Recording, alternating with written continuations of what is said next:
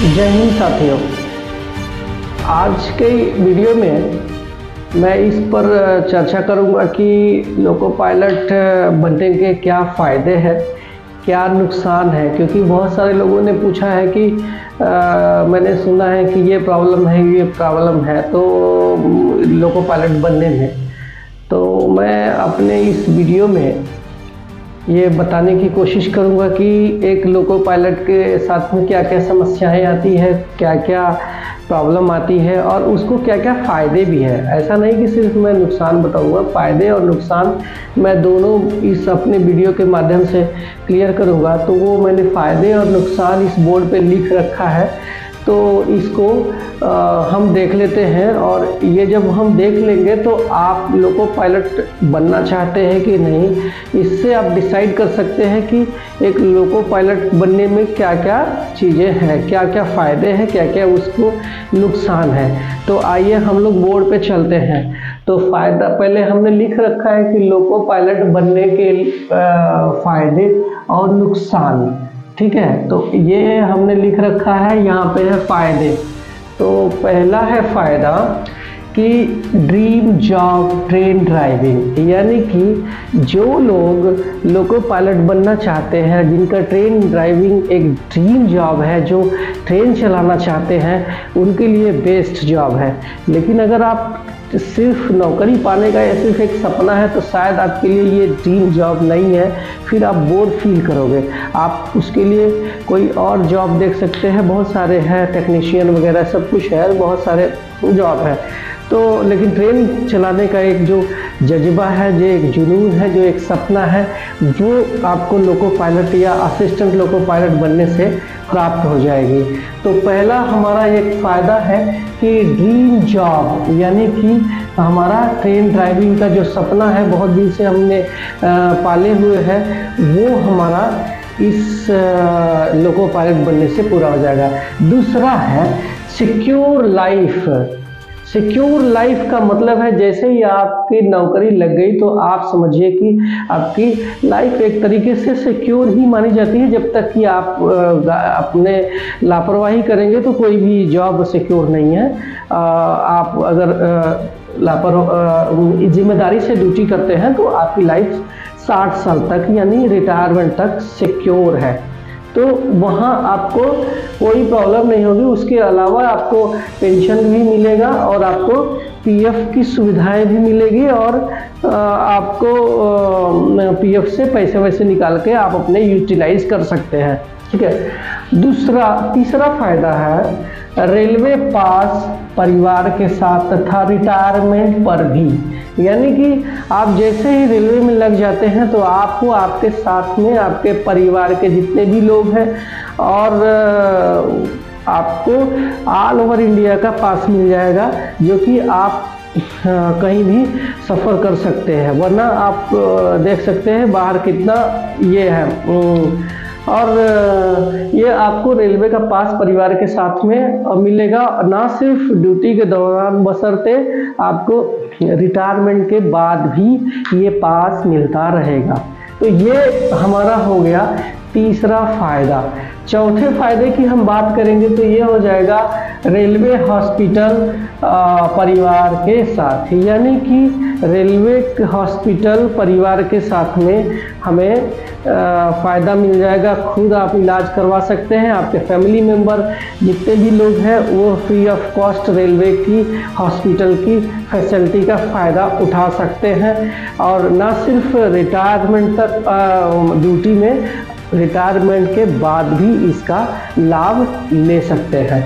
तो ये हमारा हो गया चौथा फ़ायदा रेलवे हॉस्पिटल परिवार के साथ। पांचवा हो गया बच्चों की शिक्षा। 2 बच्चों तक आप अपने बच्चों की, जो 2 बच्चे तक रेलवे बोलती है कि सिर्फ 2 बच्चों तक की जो शिक्षा है, जैसे यूकेजी से लेकर के वो जब तक पढ़ता रहेगा और ग्रेजुएशन तक रेलवे आपको पर ईयर उसका खर्चा देती रहेगी हॉस्टल सब्सिडी के साथ में। तो ये हमें राहत मिल जाती है कि हम जो फीस भरते हैं स्कूलों में वो हमें रेलवे के थ्रू मिल जाती है। तो ये अच्छी बात है, बच्चों की शिक्षा हो गई। अब उसके बाद हमें रेलवे आवास रिटायरमेंट तक, आप जैसे आप भर्ती हो गए रेलवे में तो आपको रेलवे क्वार्टर मिल जाएगा। वो बात अलग है कि रेलवे क्वार्टर की कंडीशन बहुत जगह अच्छी नहीं है, लेकिन आपको चूंकि रेलवे एम्प्लॉई है इसलिए आपको रेलवे क्वार्टर बहुत ही आसानी से मिल जाता है, जिसमें आप रिटायरमेंट तक रह सकते हैं। ठीक है, नेक्स्ट है 7वां है छुट्टी की सुविधा, यानी कि आप आपको छुट्टी की भी सुविधा मिल जाएगी और वो छुट्टी पेमेंट के साथ में मिलनी शुरू हो जाएगी।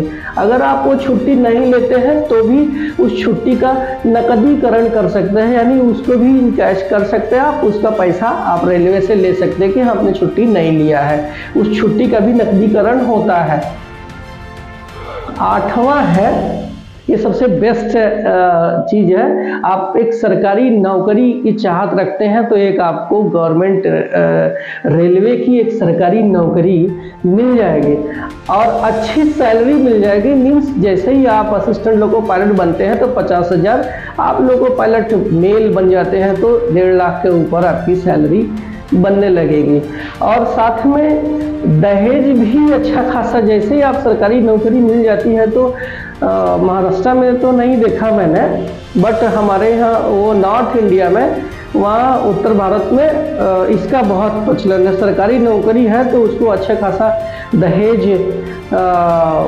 मिलने के लिए चांसेस बन जाते हैं, तो अच्छा खासा दहेज मिल जाता है। उसके बाद मान सम्मान, जब आप सरकारी नौकरी में आ जाते हैं तो आपको मान सम्मान तो मिलना ये जायज़ की बात है। ठीक है, 9वां है अपंग या मृत्यु होने पर मुआवजा।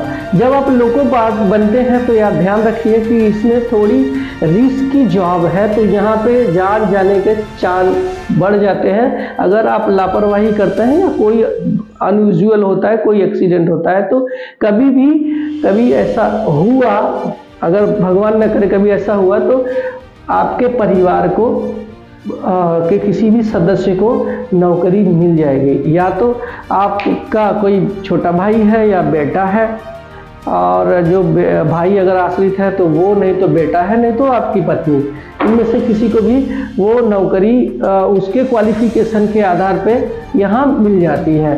तो ये अच्छी बात है कि चलो रेलवे अकेला नहीं छोड़ती है, कर्मचारी की मृत्यु हो जाती है तो या फिर अपंग होने पर भी, ना सिर्फ मृत्यु होने पर बल्कि गंभीर कोई बीमारी है जैसे कैंसर हो गया या कोई बड़ी बीमारी हो गई तो भी ये, या अपंग हो गया किसी एक्सीडेंट में तो भी वही लाभ मिलेगा जो मृत्यु होने पर मिलता है। ठीक है, दूसरा, फिर उसके बाद हम लोग आ जाएंगे 10वें पॉइंट पर। 10वां पॉइंट है कि आप रनिंग रूम का फैसिलिटी ले सकते हैं। जब आप लोको पायलट बन जाते हैं तो आपको 3 स्टार फैसिलिटी रनिंग रूम में सब्सिडाइज मील मिलता है, यानी कि आप कुछ पैसे दे करके, सब्सिडाइज मील दे करके आप खाना खा सकते हैं, वहाँ पे पूरा पेमेंट करना नहीं होता है। तो चलिए, ये तो हो गए फ़ायदे, और आपको बहुत सुन के अच्छा लग रहा होगा कि वाह वाह वाह कितनी बातें अच्छी हमने बता दिया है, अब तो ये जॉब सबसे बेस्ट है। लेकिन जब आप उसके नुकसान सुनेंगे तो आप निराश हो जाएंगे। लेकिन मैं दावा करता हूँ कि निराश होने की ज़रूरत नहीं है।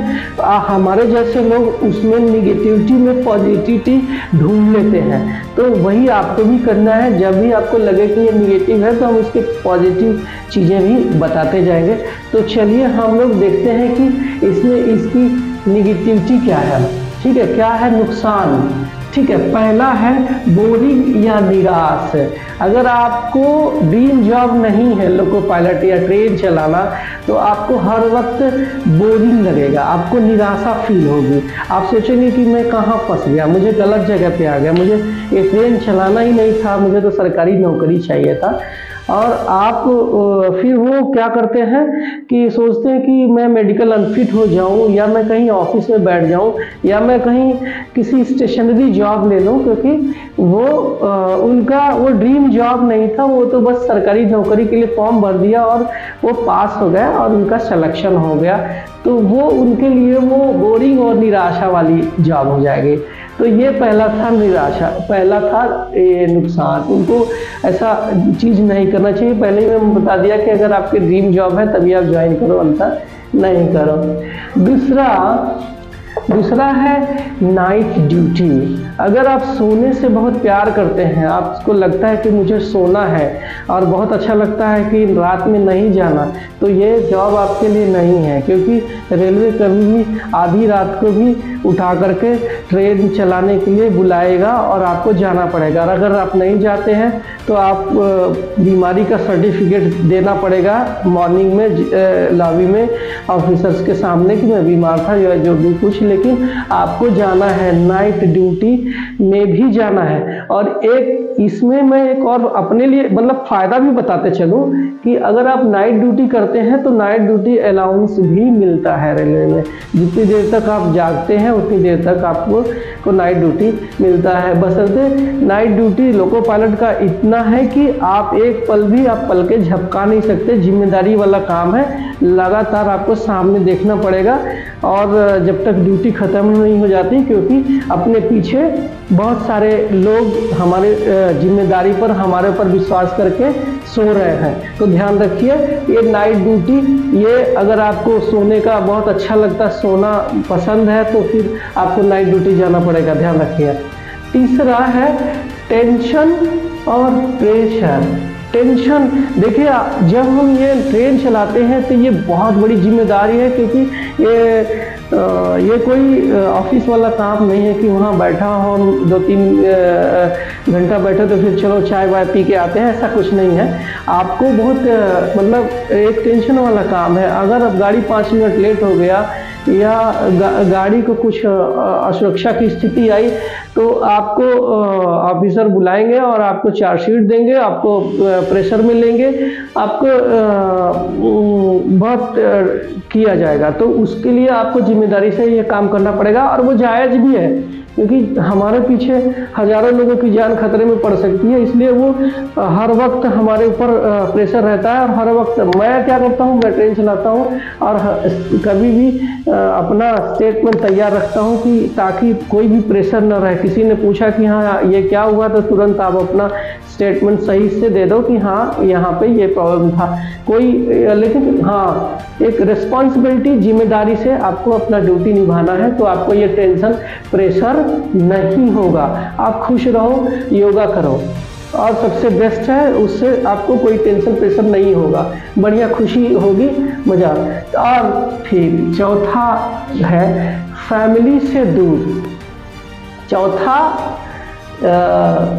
नुकसान फैमिली से दूर, आपको 35-40 अप टू 70 आवर्स कभी कभी होता है फैमिली से दूर रहना पड़ेगा। तो वो चीज़ बहुत सारे लोगों को पसंद नहीं है। लोग चाहते हैं कि 8 घंटा ड्यूटी करो और घर पे आ जाओ। उसके लिए तो ये जॉब है ही नहीं, क्योंकि आप एक दिन गए, आप चले गए तो आपको 35-40 घंटा, कभी कभी 60-70 घंटा भी रोक लिया, तो फिर वो प्रॉब्लम आपको फेस करनी पड़ेगी कि अरे ये कहाँ मैं फंस गया, ये तो गलत बात है। लेकिन इसका एक और फ़ायदा मैं बताता हूँ जो मैं एंजॉय करता हूँ कि फैमिली से जब आप दूर चले जाते हैं, ड्यूटी करके आते हैं ना, तो आपको 16 घंटा तक कोई नहीं बुलाएगा। जैसे ही साइन अप कर दिया आपको 16 घंटा कोई नहीं पूछेगा। और यहाँ तक कि हम मंडे को हमारे जो क्या बोलते हैं, हमारे पड़ोसी लोग पूछते हैं कि क्या आज ड्यूटी नहीं है क्या, क्योंकि मैं मंडे को घर में रहूँ, और जबकि मंडे को दूसरे लोग ड्यूटी में जा रहे हैं और हम आराम से कर रहे हैं। तो उनको पता नहीं है कि हमारा 16 घंटा साइन अप के बाद मिलता है। तो उस दौरान मैं अपने फैमिली के साथ में एंजॉय कर रहा हूँ। आप अपना बैंक का, नहीं तो स्कूल का या ये वो काम कर सकते हैं, तो उसमें कुछ प्रॉब्लम नहीं है। बहुत खुशी है कि चलो एक दिन ड्यूटी किया तो कम से कम हम दूसरे दिन घर में तो है। कोई ऐसा तो नहीं कि सुबह 8 बजे से लेकर 5 बजे तक हमें ऑफिस में बैठना है, भागो सुबह ही निकल के, ऐसा नहीं है। तो ये हो गया। पांचवा नुकसान है कि रिलीवर के बिना छुट्टी नहीं।